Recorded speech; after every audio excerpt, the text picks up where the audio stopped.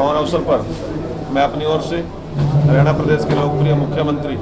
श्रीमान मनोहर लाल जी की ओर से समस्त भगवान वाल्मीकि जी की शिक्षाओं को मानने वाले, उन पर सोच रखने वाले, विचार रखने वाले उन लोगों को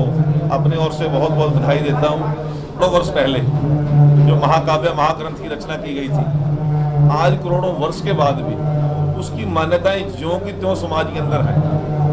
कुछ चीज़ें 100 साल चल के ख़त्म हो जाती हैं, कुछ चीज़ें 200 साल चल के ख़त्म हो जाती हैं, कुछ चीज़ें 500 साल चल के ख़त्म हो जाती हैं। परंतु करोड़ों वर्ष पहले जिस प्रकार का समाज का स्वरूप और सोच लेकर उस महाकाव्य महाग्रंथ की रचना की, आज करोड़ों वर्ष के बाद भी कौन पिता नहीं चाहता कि राम जैसा मेरा पुत्र हो, कौन पति नहीं चाहता कि सीता जैसी मेरी पत्नी हो,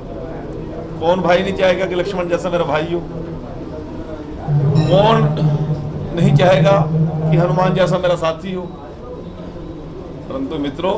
करोड़ों साल के बाद आज कोई भी नहीं चाहेगा कि कई जैसी मेरी माँ हो, या शूर्पणखा जैसी हमारी कोई सहयोगी साथी हो, या ऐसी कोई हमारी बहन हो, मंत्रा जैसी हमारी कोई पड़ोस में रहने वाली हो। तो ये जो मान्यता है आज यूनिवर्सल ट्रुथ करोड़ों साल के बाद भी है, तो कितना बड़ा विजन, कितनी बड़ी सोच भगवान वाल्मीकि जी महाराज की रही होगी। और वो जो रामायण की रचना की, योग वशिष्ठ की जो रचना की, वो केवल एक वर्ग के लिए नहीं, केवल एक जिला और एक प्रदेश के लिए नहीं, केवल और केवल भारतवर्ष के लिए नहीं, पूरे मानव जाति के कल्याण के लिए भगवान वाल्मीकि जी ने जो रचना की है, आज उसकी मान्यता है। ये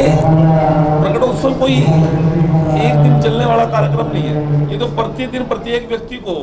रामायण की नीतियों से, रामायण की विचार से प्रभावित होना पड़ेगा। जिस प्रकार से आज समाज में संगठन और विघटन बढ़ रहा है, तो किस प्रकार से